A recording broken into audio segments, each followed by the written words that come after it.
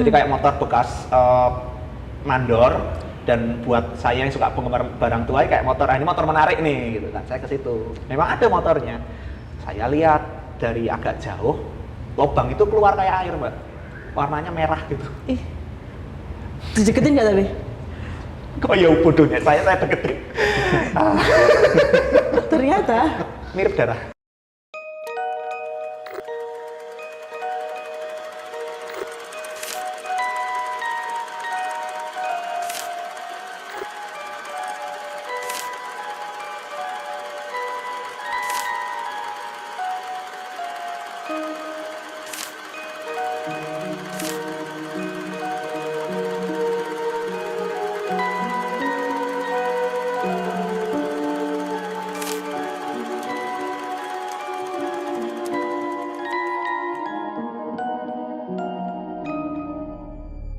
Assalamualaikum warahmatullahi wabarakatuh. Salam rahayu, rahayu, rahayu bagi kita semuanya. Kembali lagi dalam sesi obrolan santai bersama saya dan Mbak Noven. Dan tentunya kita kehadiran apa ya kalau dibilangnya narasumber gitu. Tapi bukan sekedar narasumber gitu, atau bukan narasumber biasa. kenapa tuh biasanya? Kenapa ya? Karena dari narasumber ini saya juga banyak belajar tentang sejarah. Gitu. Siapakah dia? Diperkenalkan Mbak Noven. Oke. Hari ini kita bakal ngobrol bareng Mas Yoga. Mas Yoga ini asli Jogja. Asli Jogja. Oke, Lahir di sini. Boleh diperkenalkan dirinya dulu, Mas? Oke, salam rahayu para penonton Kisah Tanah Jawa. Perkenalkan, nama saya Yoga Bagus Prayoga. Kalau lebih dikenal oleh teman-teman biasanya disebut Mas Yoga Cokro. Saya kebetulan memang asli Jogja, besar di Jogja, dan ya bisa dibilang hobinya tidak jauh-jauh dari besi tua lah. Tapi bukan tukang besi tua ya, Iya. tapi hobinya nggak jauh-jauh dari besi tua. Oke, kalau kegiatan sehari-harinya apa nih Mas Yoga? Kegiatan sehari-hari sebenarnya saya ada pabrik kecil di rumah. Kebetulan memproduksi miniatur, berbagai macam miniatur sebetulnya. Cuman di sela-sela kesibukan saya memproduksi miniatur, saya biasanya suka jalan-jalan ke yaitu bekas-bekas pabrik gula maupun pabrik gula yang masih aktif, terus ya bangunan-bangunan lama lah seperti itu. Oke, berarti memang ya sangat cinta dengan apa ya, hal-hal yang tua. Hal-hal yang tua. Biasanya teman-teman bilang wajah saya mempresepsikan bahwa saya suka barang tua. Oke, itu pujian Mas. Iya. Iya, kalau aku bisa bilang Mas Yoga ini sangat cinta dengan bangunan tua. Alasannya apa? Kalau alasannya mungkin karena cinta udah sayang ya Mbak. Kalau jalan-jalan bukan jalan, waktu kecil saya kalau lihat bangunan tua tuh memang kayak tertarik ya, karena dari bentuk bangunannya itu biasanya itu sejuk, nyaman, enak lah dipandang. Beda dengan beberapa bangunan yang modern ya. Biasanya modern kan banyak kacanya, kayak gitu kan. Kalau saya pribadi lihat kayak kesannya kan panas. Cuman kalau kayak bangunan-bangunan lama, bangunan-bangunan pabrik yang dibuat dari zaman Belanda atau zaman Jepang itu kan kesannya apa ya, kayak punya daya tarik itu loh. Jadi kalau dilihatin nyenengke gitu. Ya benar-benar. Tapi kan ya bangunan tua kan juga ada yang terbengkalai kan, Mas. Itu kan juga ada Yang serem-serem. spooky ya. Wah, itu menariknya biasanya 2 sampai 3 kali lipat kalau buat saya. Oh gitu. Iya. Ya, jadi nggak cuma sejuk tapi ada anget-angetnya. Ada hangat-hangatnya, ada apa ya, rasa gemeternya juga sih. Ada kepuasannya sih tapi Mbak. Oh, gitu. Tapi udah berapa banyak dan juga sejak kapan mengunjungi bangunan-bangunan tua itu? Kalau mengunjungi, mungkin kalau bisa dibilang pertama saya datang atau visit ya ke bangunan-bangunan Belanda itu mungkin dari tahun 2007-2006. Jadi zaman saya masih SD itu suka jalan-jalan di waktu itu belum naik motor ya, masih naik sepeda itu ke Kota Baru, kemana kita sama teman berdua belusuan kayak gitu. Nah itu berlanjut sampai sekarang, di mana sekarang mungkin saya sudah punya sedikit effort ya untuk pergi ke suatu daerah, tetap hal yang sama yang saya lakukan. Oke, tapi udah pernah mengunjungi bangunan tua sama Om Hao? Wah, pernah nggak ya Mas? Iya, justru malah kita itu ketemu pertama ya tahun 2013. Itu langsung di bangunan tua Mbak. Di stasiun Bantul. Terus waktu itu kita menelusuri bekas pabrik gula yang ada di Sewu Galur, di daerah Galur Brosot, Ponorogo. Ini juga pernah kita bahas di gerbang antar dimensi. Ada nanti mungkin bisa dilihat-lihat ulang ya. Gitu. Terus saya juga mendapatkan banyak sumber literatur dan referensi dari koleksi pustakanya Mas Yoga juga. Jadi koleksi banyak ini literatur buku-buku ini ya, buku-buku berbahasa Belanda, buku-buku lama, bahasa Inggris juga ada, arsip-arsipnya juga banyak. Gitu. Penimbun. Iya, jadi kadang kalau saya untuk riset untuk pabrik gula atau kereta api itu pasti ke Mas Yoga. Salah satunya minta tolong gitu untuk minta referensinya gitu. Jadi ya kalau ke Jawa Timur itu kita sudah pernah belum ya ke pabrik gula yang di Jawa Timur? Di Jawa Timur kalau bareng kita belum pernah sih. Belum ya. Kalau di Jawa Tengah kita di Gondang, Ceper, ke Gondang, Ceper, Delanggu, bekas pabrik gula Delanggu Delanggu. pernah ya. Terus Tasik Madu, Colomadu, terus kemudian di Jogja itu kita yang 19 kurang lebih berapa ya, 15-an kayaknya. 15 pabrik gula udah kita datengin. Itu banyak sih Pak, bekasnya aja. Udah kita satroni ya. Sudah kita ceki semua gitu satu-satu. Itu terus kita itu dari 2013 sampai 2017 gitu. Telusuri gitu. Selain kita punya ini ya, satu bangunan yang kita rawat itu Stasiun Maguwo itu juga kita menginventaris untuk bangunan-bangunan ataupun pabrik-pabrik gula yang ada di daerah istimewa Yogyakarta. Berarti pertemuan kalian berdua ini sangat bersejarah. Karena saya mendapatkan banyak pengalaman dan ilmu baru itu saya sama Mas Yoga. Itu teman yang bermanfaat. Gitu. Belajar bareng Mas ya? Iya, saya juga belajar dari Mas Yoga banyak gitu. Maksudnya tentang hal-hal baru, terus perizinan-perizinan itu juga dari Mas Yoga juga. Ini termasuk salah satu ini ya, rekanan kita di Kisah Tanah Jawa kalau ngurus ke pabrik-pabrik gula itu lewat Mas Yoga juga. Koneksinya luas Ya, gitu ya. Banyak orang dalam ya. Banyak orang dalam. Karena yang paling berharga selain uang adalah koneksi. Ya, orang dalam itu lebih berharga dari uang. Oh iya. Kau punya uang belum tentu bisa dapat orang dalam. Iya, jadi ya pengalamannya kita macam-macam sih Mbak ya. Yang kita pernah penelusuran di banyak pabrik gula itu dari yang sejarah, yang budaya sampai yang mistis semuanya ada. Tuh. Nanti mungkin mau dijabarkan Mas juga. Banyak ya. Iya. Pengalamannya beliau ini jam terbangnya lebih tinggi dari saya. Waduh, jangan gitu. Kalau untuk pabrik gula benar. Iya, ini hampir semua Jawa Timur tuh sudah pernah. Jawa Timur, Jawa Tengah, sebagian Jawa Barat. Kalau saya masih bisa dihitung jari Mbak. Kalau Mas Yoga ini udah Jadi banyak. Iya. Nah, Mas Yoga ini kan senang banget mengunjungi pabrik gula tua ya Mas.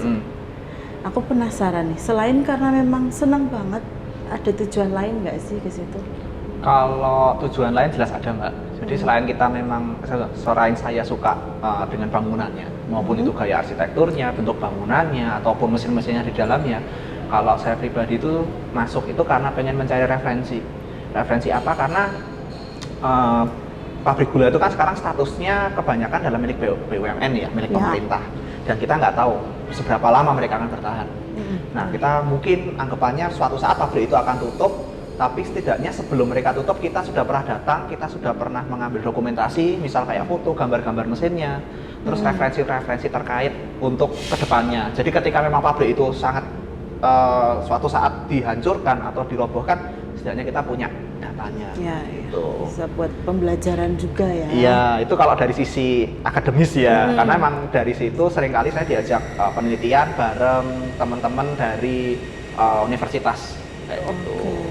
Tapi ya di sisi lain biasanya ada site yang lain. Apa tuh? Site-site yang percaya nggak percaya lah kita, karena hampir saya sering datang dan memang apa ya, setiap saya visiting ke sana itu pasti ada sesuatu yang beda gitu. Oke. Temuan tambahan. Temuan tambahan. Dari temuan-temuan tambahan itu Mas, yang paling teringat sama Mas Yoga apa? Entah itu yang menyeramkan atau yang paling aneh? Mungkin bisa dibilang paling menyebalkan ya. Kenapa tuh? Secara tidak langsung tuh saya sedikit dirugikan. Karena Kok iso? waktu itu saya kunjungan ke salah satu pabrik gula di daerah Jawa Tengah, tidak jauh dari kota Solo. Itu waktu itu saya memang kunjungan sendiri dari Jogja naik sepeda motor, sampai sana itu udah agak kesorean, sekitar jam 3:30. Tapi berhubung ada teman dan kenalan di situ, saya bisa dapat akses masuk. Dan pada saat itu pabrik memang tidak operasi, jadi memang pada saat itu musim hujan dan tidak ada proses giling.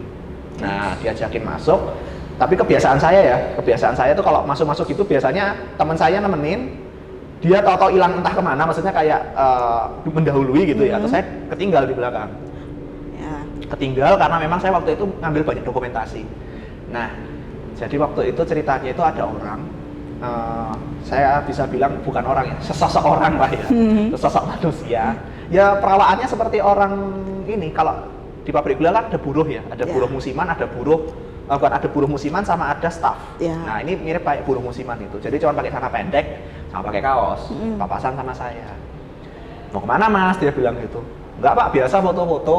Saya bareng si A teman saya itu, cuma dia udah jalan duluan. Oh yaudah mas, foto-foto aja. Nah terus saya habis itu ngambil salah satu foto itu di daerah namanya Stasiun Ketelan. Jadi tempat untuk pembangkit uap yang dihasilkan untuk pembangkit pabrik lokomotif pabrik gula itu diambil dari situ. Jadi kayak semacam apa ya, pengapian gitu ya. Oke, mungkin sebelum lanjut bisa dijelaskan dulu ke Sobat Javanika, stasiun itu di pabrik gula apa? Oh ya, jadi kalau di pabrik gula itu ada penyebutan untuk tempat-tempat pengolahan. Jadi kayak ada stasiun gilingan, itu gunanya untuk giling batang tebu ya, untuk diambil niranya. Ada stasiun masakan itu untuk memproses nira menjadi gula setengah jadi. Terus ada stasiun puteran. Nah kalau yang tadi itu stasiun ketelan. Stasiun ketelan yang saya jelaskan tadi untuk menghasilkan tenaga penggerak di pabrik itu. Jadi untuk muterin mesin giling, untuk muterin stasiun puteran, untuk listrik segala dari situ. Sumber daya pabriknya. Ya, sumber tenaga. Nah, memang di situ sih kalau terkenal memang ini ya, karena tempatnya itu identik dengan api. Jadi memang situ biasanya suasananya itu panas, singuk. Seperti itu. Kalau apalagi kalau pas nggak beroperasi itu memang benar-benar kayak nggak enak lah hawanya. Nah, waktu itu saya motret ada logo. Jadi di stasiun Ketelan itu ada logo segitiga gitu, gambarnya burung bangau. Itu sebenarnya sebuah merek dari mesin. Saya waktu itu tanya, Pak, niku pakai bahasa Jawa ya waktu itu ya, Pak itu gambar apa? Oh itu ini mas, peneng, dia bilang peneng yang bikin mesin. Waktu itu. Tak baca ada tulisannya strong hang low. Nah, biasalah, karena memang saya waktu itu antusias saya foto. Dan terus setelah itu saya baru mungkin jalan sekitar 4-5 meter, nggak ada orang. Orang yang nyapa lagi. Dan itu bentuknya kayak lorong, jadi memang kiri kanan itu ada mesin, tapi nggak ada jalan tembus. Ya itu udah. Habis itu saya mungkin anggapan waktu itu, mungkin orangnya ngilang aja gitu biasanya. Selepas dari pabrik saya keluar, pamitan sama teman, saya pulang arah ke Jogja itu mungkin sekitar jam 6:30, jam 7 malam. Mampir warung pecel lele, saya cek fotonya hilang semua. Foto dokumentasi dari awal sebelum ketemu sosok tadi ya? Iya, pokoknya sampai saya motret terakhir, sampai saya benar-benar motret yang gambar burung bangau itu, hilang fotonya. Wah, tapi habis itu Mas Yoga menanyakan ke temennya tadi nggak? Saya waktu itu nggak kepikiran untuk bertanya ya, karena waktu itu pikiran saya udah mangkel duluan lah, udah jengkel duluan. Saya udah jauh-jauh dari Jogja menerbas hujan, jarak mungkin waktu itu Jogja Solo aja 60 kilo, dari Solo ke sana aja mungkin sekitar 25 kilo. PP udah berapa kan, udah jengkel, udah pulang itu bad mood lah. Dan itu tahun 2010 kalau nggak salah. Belum kenal Mas Al. Belum kenal Om Ho itu. Nah karena dulu belum kenal Om Ho ya. Waktu itu belum kenal. Sekarang udah ketemu dan kenal, dan aku juga penasaran. Itu kenapa Om foto-foto yang diambil Mas Yoga ini hilang? Gini ya, kalau yang dimaksud itu kan memang secara residual energi dan juga residual memori tentunya yang berkaitan dengan aktivitas yang dulu pernah ada itu terulang kembali. Jadi bisa yang ditemukan itu memang satu entitas yang sudah ada ataupun menjaga di situ karena berasal dari seseorang yang pernah bekerja di situ.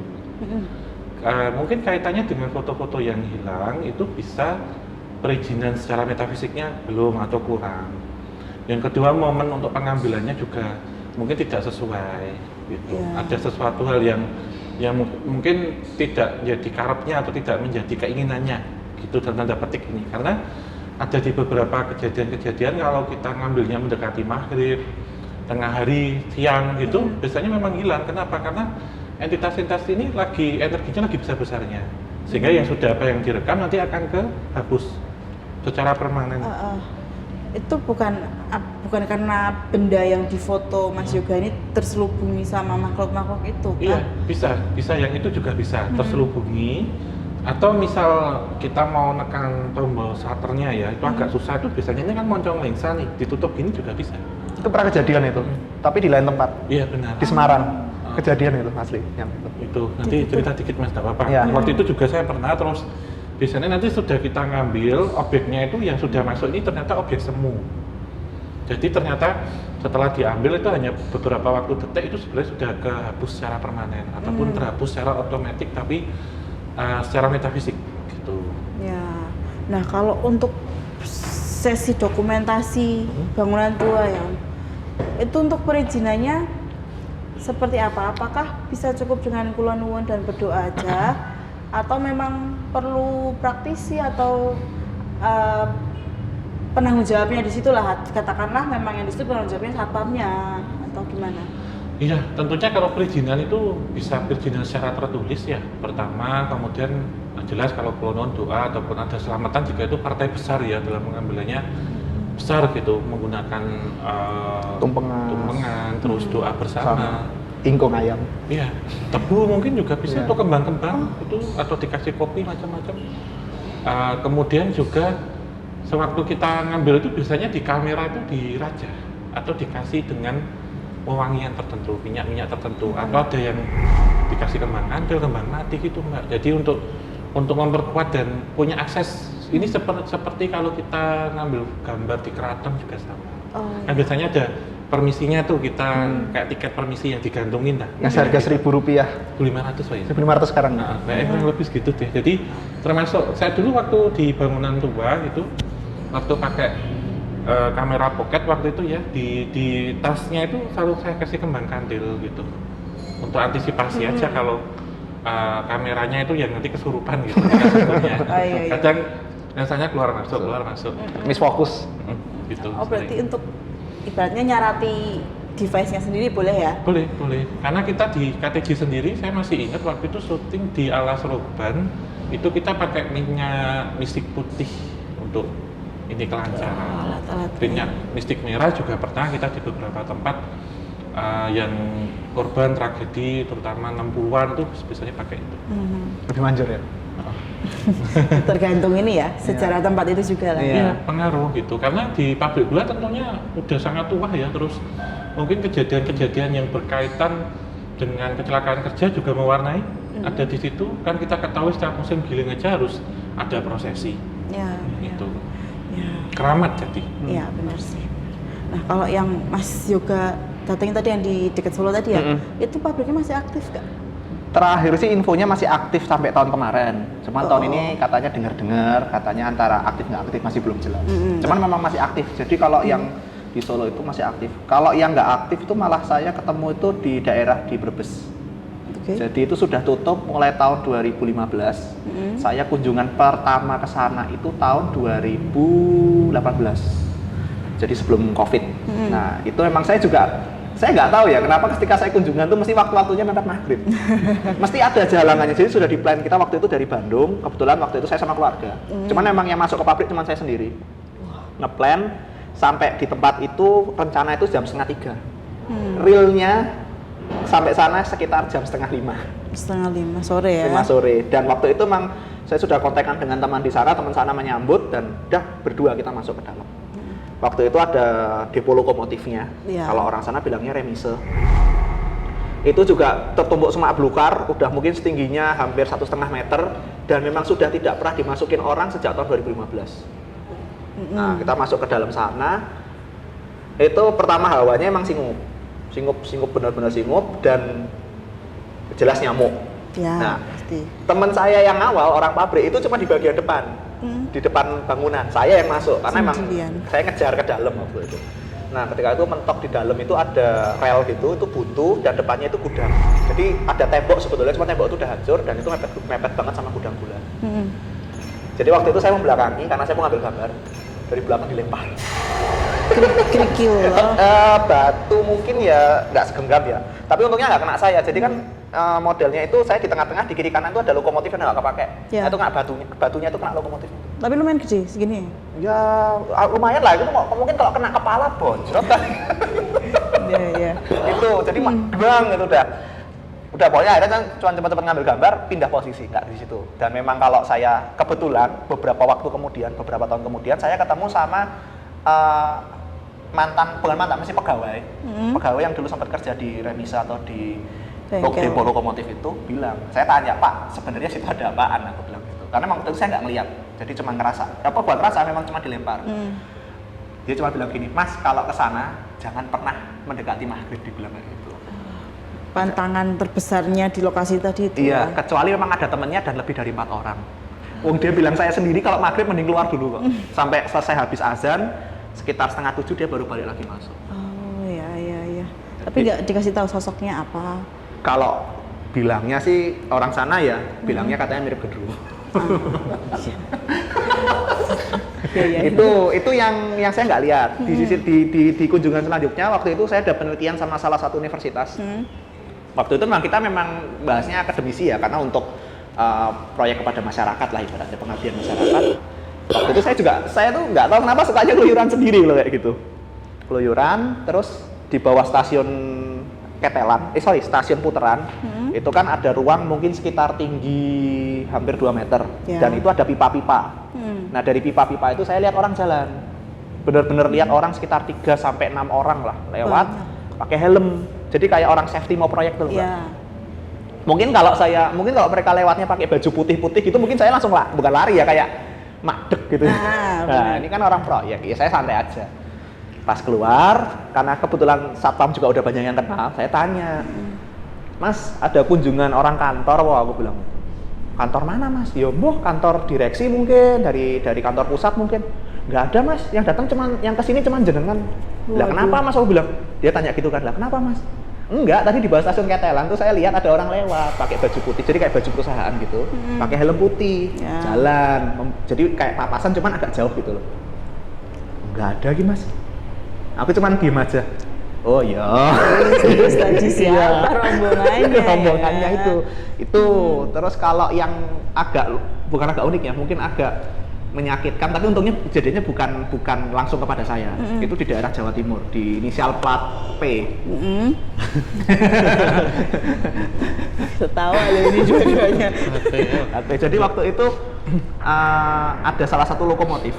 Lokomotif itu sudah lama nggak digunakan. Kalau saya baca di referensi buku itu sudah mulai mati sejak tahun 90-an awal. Jadi tahun 80-an akhir sudah dikosongin. Dan lokomotif itu dulu disimpan di suatu garasi khusus untuk satu itu saja.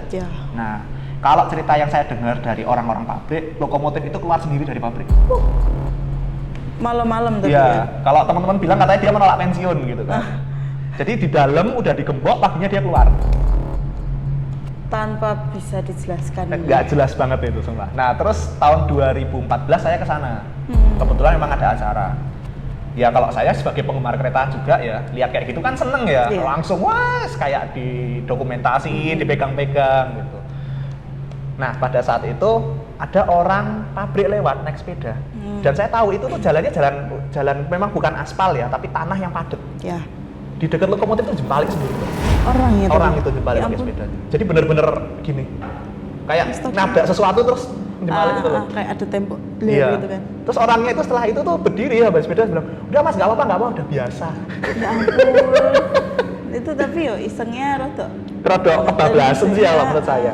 Terus sampai pada waktu itu ya, waktu tahun 2014 itu saya tanya sama orang pabrik, ini lokomotif ditaruh di atas rel apa enggak? Jadi memang dia tuh kalau sekilas tuh kayak ditaruh di atas tanah. Dia bilang, enggak Mas, memang dianjlokin, jadi memang dilepasin dari rel. Pikiran saya, oh ya takut jalan lagi nih dia. Kayak gitu. Tapi setelah dianjlokin juga nggak ada perjalanan mistisnya lagi? Enggak, dianjlokin terus dia kayak sebagian rodanya itu diuruk pakai tanah tuh loh Mbak. Oh, buat ngunci lah ya. Iya, itu di Jawa Timur. Jawa Timur tuh sebenarnya banyak banget kayak itu sih yang paling saya ingat tuh itu. Terus kalau yang di tempat lain itu loko jalan sendiri itu pernah memang. Iya. Itu di pabrik gula tuh sering banget.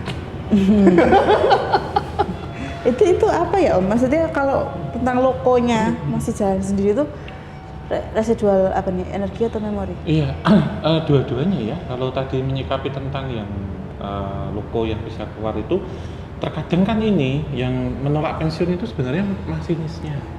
Dalam artian beliau yang pernah bertugas lama, Dan tentunya kalau lokomotif itu kan masinis satu orang satu ya Mas ya. Iya. Jadi tidak hanya mengoperasikan tapi juga mekanik, Ya. Merawat. ngecek ya semua. Jadi jiwanya itu ada di loko itu. Karena ini masuknya dalam residual memory. Sehingga ketika keluar, ketika dia jalan sendiri, nyala sendiri, itu sebenarnya residual memory yang kemudian mengikat satu energi baru, sehingga bisa menarik beberapa hal yang ingat waktu dia hidup dulu. Ya. Gitu. Jadi sebenarnya ya semua kejadian-kejadian ini bukan ulah ya ataupun tipu muslihat dari entitas jin ataupun makhluk astral, tetapi energinya.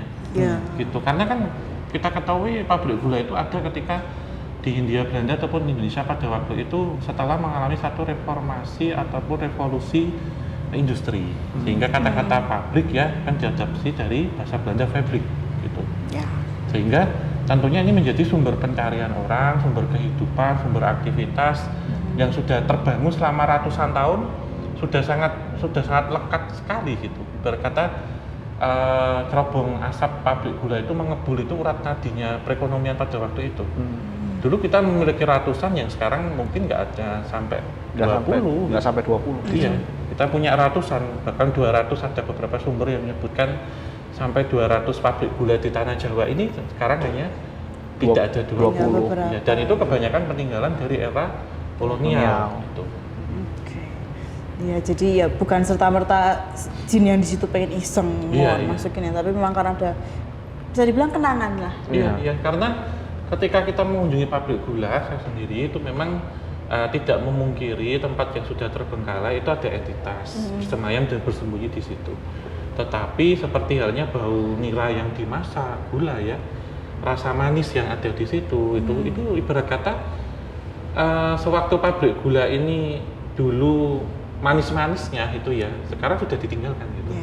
Jadi sudah menjadi sepah gitu ya, sehingga energi-energi itu tetap akan ada terus gitu, tetap membasahi tanah yang ada di situ, kemudian menimbulkan satu aroma manis dan juga menjadi satu residual energi yang masih tersisa dari pabrik tersebut, termasuk hilir pikuknya, pekerjanya, aktivitas drum mesinnya, lokomotif, asap yang membumbung, dan tentunya kalau kita bilang tentang pabrik gula, pasti dulu itu dibangun dari beberapa mesin-mesin besi-besi tua ataupun apa yang langsung didatangkan dari negeri Eropa, dari benua Eropa, dari negeri Belanda juga.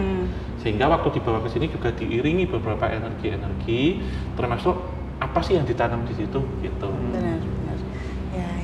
Nah, kalau yang ini Om, tadi yang dari ceritanya Mas Yoga itu yang waktu dilempar tuh, aku jadi penasaran tentang beberapa tempat atau beberapa makhluk astral yang tidak memperbolehkan seseorang untuk mengunjungi sebuah tempat tertentu pada waktu tertentu. Itu sebenarnya apa yang mereka lakukan ketika waktu itu gitu loh, sampai manusia nggak boleh masuk? Iya, seperti halnya ini tengah hari ya, jam 12 siang gitu. Jam-jam istirahat atau siang tengah bolong gitu ya, atau mendekati maghrib ya, sore-sore lah jam-jam 5:30 gitu sampai 6:30. Itu kan entitas mereka sedang bangun, sedang kuat-kuatnya sedang bangun. Jadi memang ada satu perbatasan di mana ketika siang itu menjadi aktivitas bagi manusia, ketika malam itu menjadi aktivitas bagi entitas. Sehingga ini perbatasan. Jadi kita berkata wayai surup, wayai maghrib ya sembahyang dulu, bersih-bersih di rumah. Mereka bangun gitu, sehingga tidak boleh ada aktivitas sama sekali. Seperti halnya jam 12 siang. Sebenarnya ada satu pesan yang tersirat ya, walaupun tidak tersurat gitu ya di sini. Itu yang menyatakan ketika jam 12 siang ya kamu isoma, istirahat, sholat, makan, ibadah, sembahyang, kemudian istirahatlah. Ketika bekerja itu ya tidak boleh diprosir gitu. Jadi security ataupun penjaga di situ itu memperingatkan juga, karena beberapa kejadian ketika orang nanggung ya jam 12 siang tetap masih kerja, kecelakaan.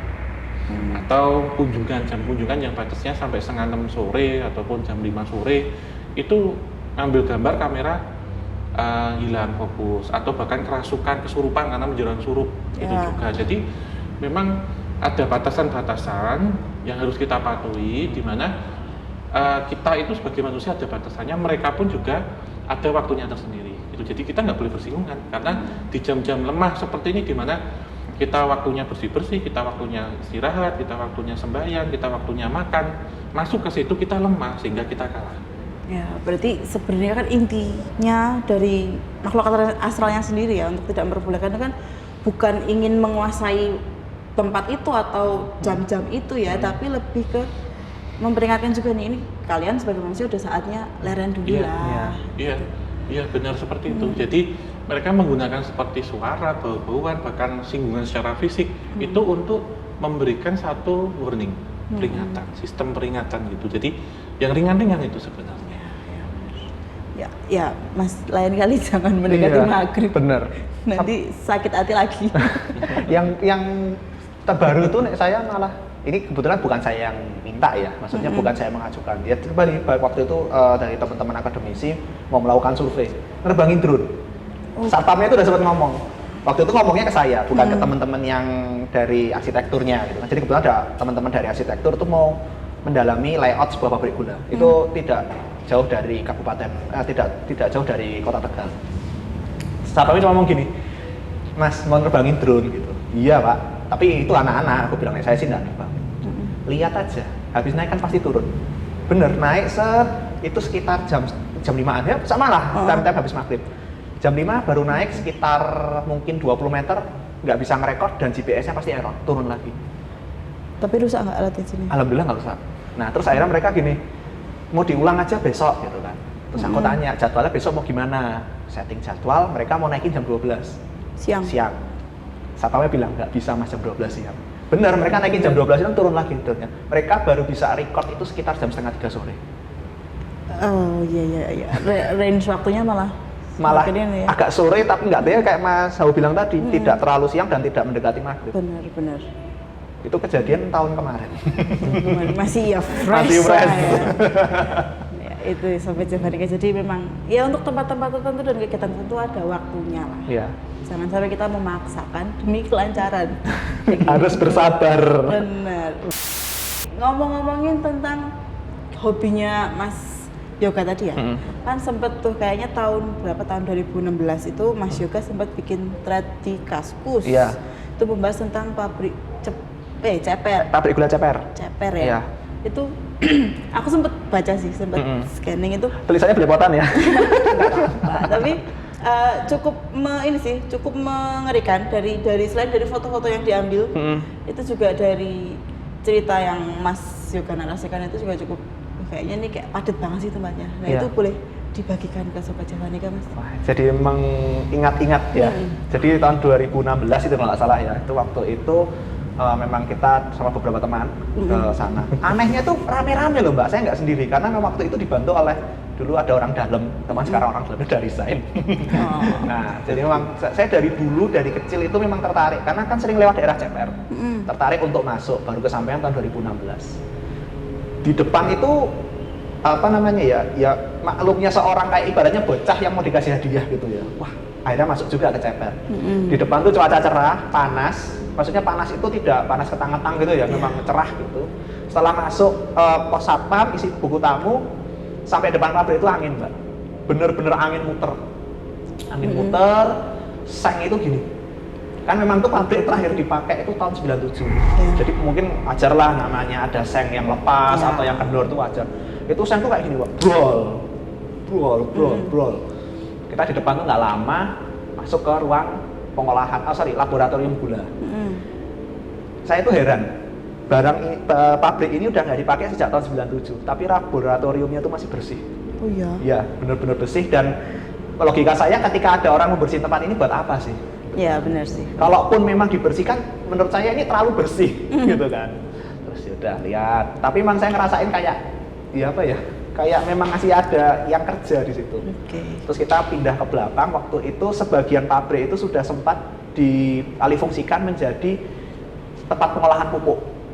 Berarti difungsikan ya lokasinya? Iya, difungsikan tapi terpisah dari yang saya bilang laboratorium gula. Jadi laboratorium gula itu dikunci. Dikunci dan memang yang megang kunci itu hanya satpam.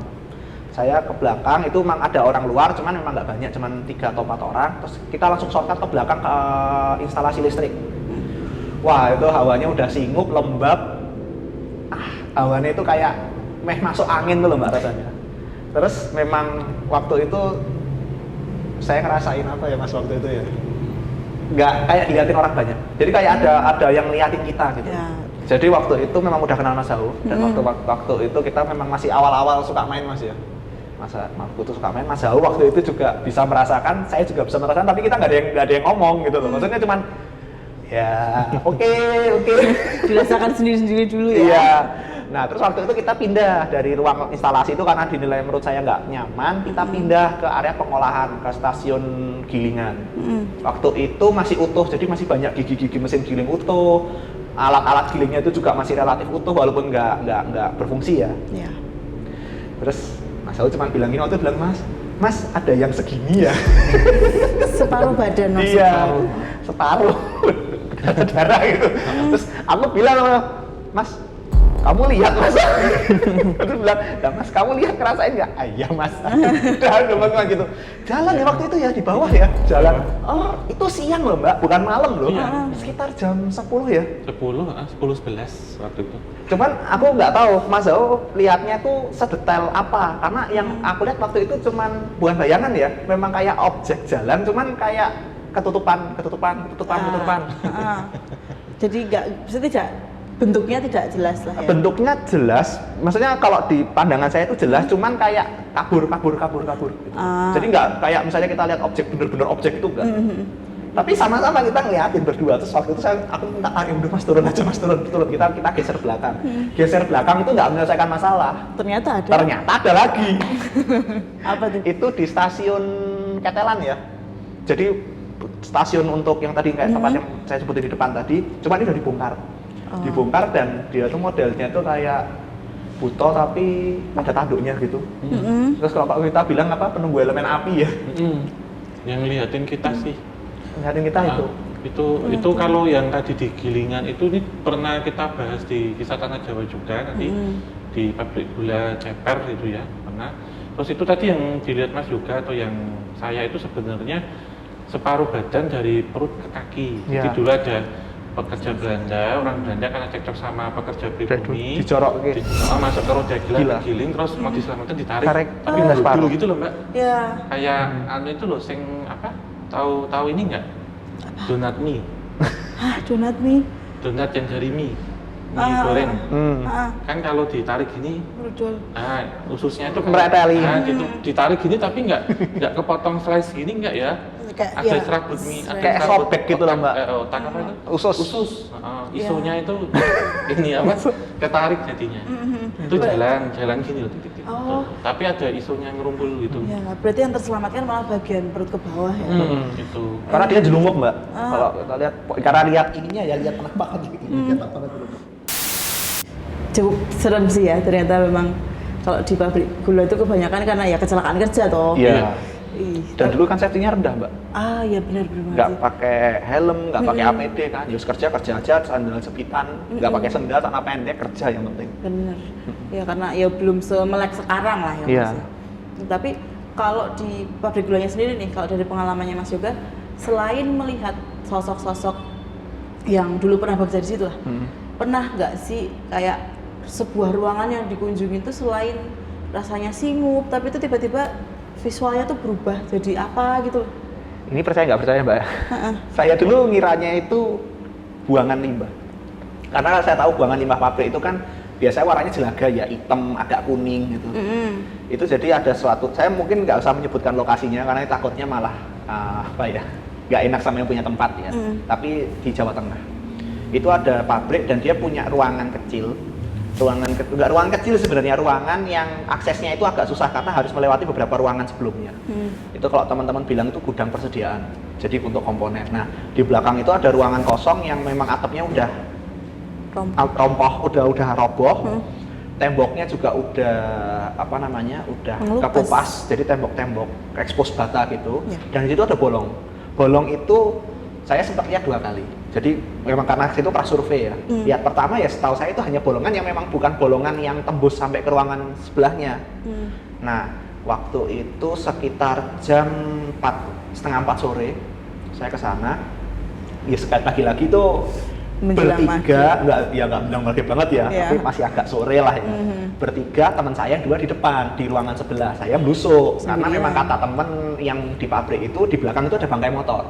Jadi kayak motor bekas mandor, dan buat saya yang suka penggemar barang tua kayak motor, ini motor menarik nih gitu kan. Saya ke situ. Memang ada motornya. Saya lihat dari agak jauh, lubang itu keluar kayak air, Mbak. Warnanya merah gitu. Dideketin nggak tapi? Kok ya bodohnya, saya deketin.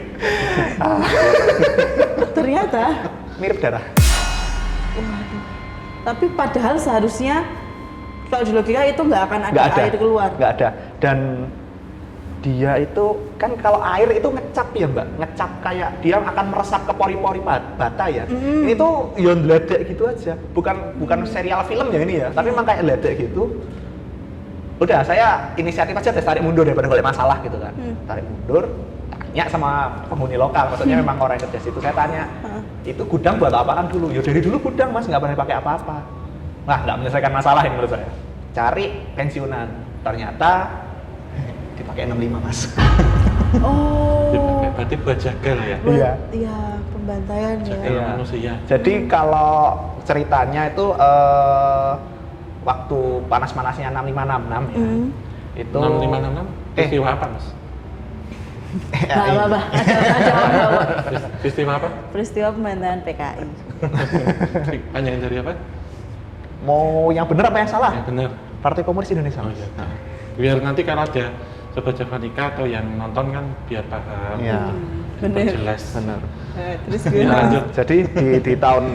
Jadi di waktu itu yang saya tanyakan ya, memang beliaunya yang saya tanyain itu ketika tahun itu dia belum masuk, dia masih anak-anak. Cuman memang keluarganya, beberapa bapak dan simbahnya memang udah kerja di pabrik itu, dan memang dari dulu golongannya waktu itu bukan staf, hanya buruh musiman. Ya. Nah waktu itu dia nggak jelas sih siapa sebenarnya yang dibantai di situ, entah itu memang PKI-nya atau yang PKI yang membantai. Saya abu-abu di situ. Ya. Nah, jadi ceritanya memang sempat dipakai untuk nggak banyak, kalau nggak salah itu sekitar 12 sampai 15 orang gitu. Ya lumayan sih Iya Mas. sih. Segitu. Jadi apa namanya, bukan kayak yang kita bayangkan mungkin kayak di film Perang Dunia Kedua Ya, gitu, ya. gulag apa namanya camp kerja paksa gitu, enggak ya. Holocaust. Ya. Terus Tapi memang menurut beliaunya itu dipakai di situ Mas. Kalau jenengan tanya atau Masnya tanya sama generasi yang dulu, nggak ada yang tahu. Karena memang setelah itu ya udah ditutupi dan dipakai sebagai gudang biasa. Dan ketika pabrik itu tutup ya gudangnya ya otomatis kan nggak kosong ya, kosong dan dibongkar dan dipakai buat nyimpen perawatannya udah nggak kepake. oh iya berarti Pertama masuk itu biasa Mbak, habis dari itu udah saya tarik badan balik kanan keluar. keluar iya. Kalau suruh masuk sana lagi tak enggak sih? Trauma ya Mas? Iya. Karena kok kayak sengaja gitu loh, pas saya masuk pertama biasa aja, saya masuk kedua kalinya lah kok ono door prize-nya. Nah, door prize darah lagi kan Iya, ya. saya nggak megang ya, karena waktu itu saya nggak kepikiran juga untuk megang. Cuman kalau dilihat memang warnanya merah darah. Kental kayak, bukan kayak ati ya, kayak apa ya? Kalau saya bilang cacing nggak kayak gitu cacing. Tapi kalau dari dalam itu ada akses buat masuk ke gudangnya itu nggak? Maksudnya Cuma satu pintu. dan dikunci? Kebetulan waktu kita masuk all access, Ah, jadi bisa masuk. ya tapi yang ngapain juga orang buang sesuatu dari situ kan pasti. Itu tempat buangnya memang untuk komponen-komponen pabrik, Mbak. Jadi kita misal ada pipa udah nggak kepake, disimpan di situ, taruh situ, lama-lama kan tertumpuk ya, tertimbun. Kalau siang hari mah panasnya nggak karu-karuan. Padahal tinggi, mungkin tinggi temboknya mungkin hampir 5 meter, tapi panas banget itu loh. Ya, itu panasnya mungkin juga dari residual energi yang ada ya, Mbak? Iya. Atau dari entitas yang berjubel di situ juga bisa. Kalau itu kan bisa residual memori juga bisa ya, kenangan orang disembeli, dibantai atau apa. Mungkin bentuk satu tempat itu seperti itu gitu. Entah itu mungkin berasal dari sesuatu yang diputar kembali atau sisanya yang ada tertinggal di situ, yang menyerupai darah misalnya.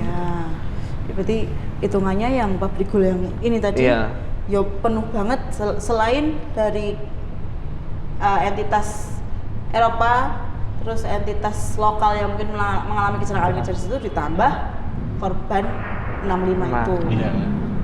Sama itu lagi Mas, kalau berhubungan dengan 65, bukan 65 sebenarnya, 48. Jadi di pabrik gula di kabupaten di Jawa Timur, perbatasan dengan Jawa Tengah. Belum lama ini kan saya ke sana.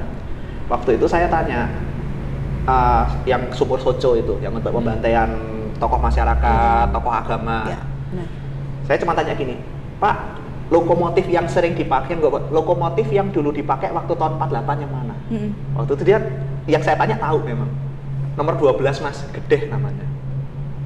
Logonya sekarang di mana Pak? Disuruh ngubur. Bener-bener dipendem tanah. Dipendem. Jadi memang dibukakan kayak kuburan untuk lokomotif itu didorong masuk ke dalam. Kenapa itu? Enggak tahu. Dan memang sebenarnya tuh kalau barang itu nggak dikubur mungkin mau saya pegang-pegang ya. Cuman berhubung barang itu sudah dikubur, kalau nggak salah kuburnya sekitar tahun 2010 baruan. Oh, masih Ya. masa ini. Masanya menurut saya itu treatment yang aneh karena setahu saya lokomotif yang sudah akhir atau sudah tidak dipergunakan biasanya di scrap, di besi tua, dipecah. Maksudnya dijadikan rosokan ya untuk didaur ulang. Ini enggak, lokomotif itu dikubur. Full body ya. Full body. Meskipun dalam kondisionalnya mungkin udah nggak utuh karena mungkin beberapa komponen sudah dilepas ya. Tapi secara garis besar, secara kasarnya lokomotif itu dimasukkan atau dikuburkan. Karena lokomotif lain yang ada di tempat penyimpanan itu di deponya itu ya nggak dikubur, masih dipajang, masih di atas rel semua. Ya walaupun nanti pada akhirnya akan di scrap lagi toh. Kemungkinan besar di scrap. Yang dikubur yang itu, yang gede itu. Karena memang yang dipakai ke arah daerah Soco itu lokomotif yang sering ke sana nomor 12. 12. Sejak sebelum merdeka pun ya dia di sini. Dinasannya ke sini. Itu kenapa kalau menurut Om Hao? Iya, bisa seperti ini ya, buang sial mungkin juga bisa. Karena kan tentunya ini ada di satu peristiwa sejarah yang berdarah gitu. Dan biasanya menurut saya ini lebih tepatnya buang sial. Jadi memang dikuburkan mungkin mengikuti entitas ataupun apa dulu yang dibawa, karena ini kan korban-korban pembantaiannya. Jadi simbolik juga bisa. Atau permintaan dari energi-energi yang ada di situ untuk minta dikebumikan juga bisa. Jadi menurut saya lebih tepatnya untuk buang sial. Soalnya kalau dipecah-pecah kan nanti dilebur lagi ini tetap ada bendanya. Iya.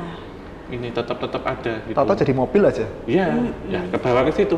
Nanti Malah gitu. bahaya juga ya karena residual energi dan memorinya tetap menempel. Iya, kan, dan permintaannya mungkin juga ada baiknya ini dikuburkan saja gitu. Jadi dikembalikan ke tanah simbolik membawa banyaknya misal jenazah yang perlu dibawa. Karena simbol kematian kembali ke tanah. Benar. Kalau gerbongnya enggak ya, gerbongnya kan jadi monumen ya. Dulu tim Kisah Tanah Jawa juga pernah mengunjungi ini di di Soco itu di Magetan gitu. Nyebut merek. Nggak apa-apa. Kabupatennya nggak apa-apa. Oh iya. Udah jangan. Yang pabriknya ya. Pabriknya jangan. Habis dari sana ya kemarin. Ya kita balik lagi ke yang ceper tadi ya Mas, yang ditulisan tadi tuh. Aku penasaran sama yang kejadian di lift barang ya gitu.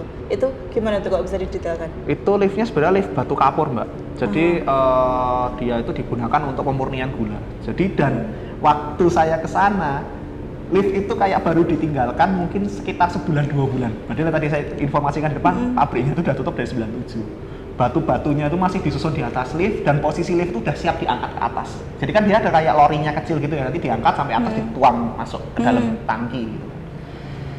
Itu yang kita rasakan, saya nggak tahu kalau teman-teman yang lain. Panas, mual, migrain tuh hampir separuh kepala, sama apa ya rasanya ini kayak enak jadi satu gitu.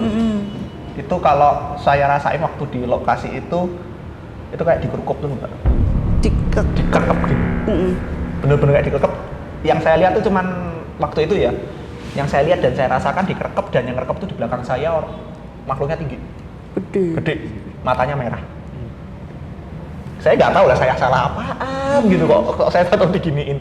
Itu baru bener-bener kerasa lega waktu saya udah lepas dari daerah klinik. Jadi ada kayak klinik kecil di situ untuk pekerja kalau yang kena kecelakaan kerja gitu. Lepas dari situ arah balik ke pos satpam tuh baru rodok kerasa mendingan. Selama dari situ terus muter-muter tuh rasanya kayak dikerekam. Saya lihat cuma matanya aja merah, itu tinggi, mungkin tingginya setinggi plafon, mungkin setinggi liftnya ya. Liftnya itu mungkin sekitar hampir 6 meter. 6 meter? Iya. Wah ya lumayan tinggi banget sih itu. Jadi yang dikerekam katanya cuma aku ya waktu itu Mas ya? Kayaknya. Dirimu aman ya? Aku kan ini lebih fokus ke rumah administrator. Sama klinik. Aku klinik nggak masuk. Klinik saya waktu itu sedikit cerita masuk klinik, mereka semua rombongan bertiga masuk klinik, saya nggak mau masuk klinik. Saya cuma sama kantor administrasi waktu itu. Kamu ngerti nggak kenapa aku nggak mau masuk klinik? Kenapa tuh Mas? Saja ini bukan mual sih. Kenapa? Delok kerondo. Oh iya? Oh ada di situ. Ada. Secara Kasat mata. Jadi kan bentuknya kayak lorong persis kayak rumah sakit. Kecil kliniknya cuman kayak rumah bangunan kotak, tengahnya itu ada apa namanya tuh? Yang buat orang jalan. Oh, Kalau selasar. selasar, ada selasarnya. Nah di selasar itu saya lihat keranda. Enggak, aku udah lihat itu udah nggak mau. Aku tunggu di depan, mereka pada masuk, kalian masuk aja, aku tunggu di depan. Emang dikekep tadi tuh. Ya udah habis dikekep digituin mampu, nggak kuat aku. Mau niat hati jalan-jalan lihat-lihat besi malah digangguin Benar, dapat macam-macam. bonus ya. Oke, ini cerita dari Mas Yoga ini cukup bikin merinding juga nih. Nah, sebelum kita tutup cerita dari Mas Yoga ini, aku ada pertanyaan terakhir ke Om Hawa. Ya. Untuk sosok yang ngekep Mas Yoga tadi dan membuat sensasi mual, migren dan lain-lain, itu apakah jin penunggu yang mungkin secara random menempati tempat itu, atau jin yang ditugaskan untuk menjaga lokasi itu karena ya ada besi, kan besi juga lumayan berharga tuh. Iya, itu lebih ke yang kedua ya. Jadi entitas yang memang diminta untuk menjaga, karena kita ketahui bahwasanya besi-besi itu besi kereta api, pabrik gula itu semuanya sudah dimantra sejak zaman era kolonial oleh menir-menir Belandanya. Dimantrai juga. Mantra. Jadi terkadang ada yang nyuri ya. Iya. Nyuri di sini nyuri ya, maksudnya Matuli maling ya? Maling atau ini maksudnya ilegal. Karena kalau dari pihak pemiliknya kan beda, diambil gitu untuk mungkin dipindah Ke pabrik lain, tempat lain atau dijual untuk maaf ya bayar karyawan, kan ada juga karena banyak yang tutup itu tadi. Tapi nyuri ini terkadang mereka sinyalnya akan mendeteksi ketika ada orang asing datang ke situ. Misalkan hanya ngangkat atau apa itu mereka sudah mendeteksinya ini bakal mengambil gitu. Karena tidak jauh dari lift itu ada di depannya apa tuh itu remise apa namanya yang lokomotif. Oh iya, remiser, depo. Tempat garasinya Loko. Itu dulu waktu pabriknya tidak aktif, itu pernah ada orang yang berusaha nyuri kawat kabel listrik. Ya? Padahal waktu itu generator atau gensetnya sudah mati. Listrik PLN udah nggak masuk ya? Nggak masuk semua, tapi orang itu ketika motong habis hujan setrum mati dua-duanya, kosong di situ. Ini pernah diceritain di ini kok, di kisah Tante Jawa waktu ke pabrik gula Ceper. Itu. Kemudian tempat yang tadi tempat apa ini gamping itu yang lift gamping itu pernah memang ada satu kejadian kecelakaan kerja, orang keguyur ini gamping panas. Kan gampingnya digodok tuh mbak, buat menghasilkan campuran air dengan batu gamping kan. Iya, benar. Guyur di bawah. Kan bisa dibayangkan kan Panas. batu kapur aja kan panas ya, Iya. apalagi ini sudah direbus ya. Jadi ya modelnya melting gitu mbak. Jadi ketika kena daging ya kemudian apa ya? Lepuh, Melonyot. Melonjak hilang gitu, bubur itu loh modelnya. Lainnya kayak kita apa ya? Mungkin masak ayam yang direbus lama. Nah modelnya gitu. Iya. Ya, tapi ini satu lagi deh, terakhir banget ini sebenarnya. Aku penasaran dengan visual yang dilihat sama Mas Yoga. Iya, Kan tadi Mas Yoga bilang kalau kayak belum lama banget ditinggalin. Iya. Dari susunan batu atau apapun itu, apakah manipulasi dari makhluk atau gimana? Menurut saya sih kalau yang terjadi di sini bukan manipulasi dari makhluk, tapi kondisi pabrik ini yang menyimpan residual itu, termasuk tadi darah, suara, bau, gula, terus kemudian apa? darah dari darah. Darah itu tadi, terus apa? Kapur, Ya. atau bahkan tungku yang masih panas. Wah itu sering banget tuh. Sering Kadang banget. kita gini itu masih Masih panas, anget. Mbak. Masih Kayak panas habis Mas. dipakai ya. Kita nggak bilang itu karena di ruangan ini nggak bangunan Belanda itu tinggi-tinggi kan. Ya benar. Maksudnya panasnya itu benar-benar panas, kita gini itu panas Ya. itu peninggalannya yang masih tersisa yang ada di situ. Belum lagi entitas-entitas cerobong asap itu juga pasti banyak yang di situ menyerupai bentuk ular. Mbak Marni. Salah satunya waktu itu ketemu Iya Mbak Marni yang perempuan setengah Setengah ular. gitu. Iya. Ya bisa terasa, maksudnya terasa beda lah ya, panas habis dipakai atau panas kena hawa kan juga ada perbedaan. Iya, kayak ibarat kata kompor yang dimatikan nggak ada apinya, tapi kompor keran. Keran yang kayak kita masak pakai areng di apa itu di tungku tanah liat, dah rasanya kayak gitu. Oke, kayaknya udah cukup. Cukup, nanti nggak kebablasan. Karena menurutku pabrik gula itu tetap menyeramkan di ceritanya karena dia Tapi asik loh mbak. Iya. Tapi asik. Ketagihan. Kalau ada temennya. Oke, Om, mungkin ada yang bisa disampaikan untuk Sobat Javanika? Ya, tentunya ketika kita mengunjungi satu situs atau tempat bersejarah itu, walaupun di situ tidak ada apa-apa ya, kosong atau apa, kita tetap uluk salam gitu. Karena beliau yang ada di situ tentunya lebih tua dari kita dan banyak peristiwa kenangan yang tertinggal gitu. Jadi kita tetap hati-hati, waspada, dan juga tidak boleh sembrono atau sembarangan. Kita menghormati sesama, insya Allah kita akan selamat. Oke, makasih Oma untuk pesannya. Ya. Makasih juga untuk Mas Yoga ceritanya hari ini. Sama-sama. Boleh ditutup untuk sesi hari ini? Ya, tentunya untuk segenap kru yang bertugas semuanya, Mas Tata CS ya. Kemudian juga kita yang sudah diberikan kesempatan oleh Gudang Digital, dan untuk teman-teman yang hobi seni fotografi dan juga videografi dapat memperoleh diskon harga khusus dan juga piranti yang sangat lengkap di Gudang Digital. Dan tempat kita ngobrol ini, kita berada di Gudang Cafe, dan untuk teman-teman yang suka kopi bisa mendapatkan ataupun bisa datang hangout di Gudang Kopi. Ya. Betul sekali. Oke, untuk teman-teman setiap hari Minggu pagi, jadi untuk para sobat Javacil, Ya. Javacil asik, Javacil dapat menonton tayangan Dongeng Tanah Jawa. Jadi persiapan sebelum kisah Tanah Jawa biar tidak didewasakan oleh YouTube ya. Jadi nonton Dongeng Tanah Jawa, di situ ada dongeng-dongeng tentang cerita rakyat, legenda, fable dan semuanya, dan yang suka mewarnai juga ada. Gitu. Lebih baik mewarnai kartun daripada mewarnai hidup. Gitu. Karena belum cukup umur gitu. Boleh di subscribe? Ya, bisa subscribe, komentar, dan juga share sebanyak mungkin, dan tentunya like. Betul sekali. Dan kisah Tanah Jawa juga jangan ketinggalan. Oh, selalu. Ya. Oke, kita tutup ya. Akhir kata, wabillahi taufik wal hidayah. Wassalamualaikum warahmatullahi wabarakatuh. Mugi tansah pinangaringan tahayu. Sakum dumadi.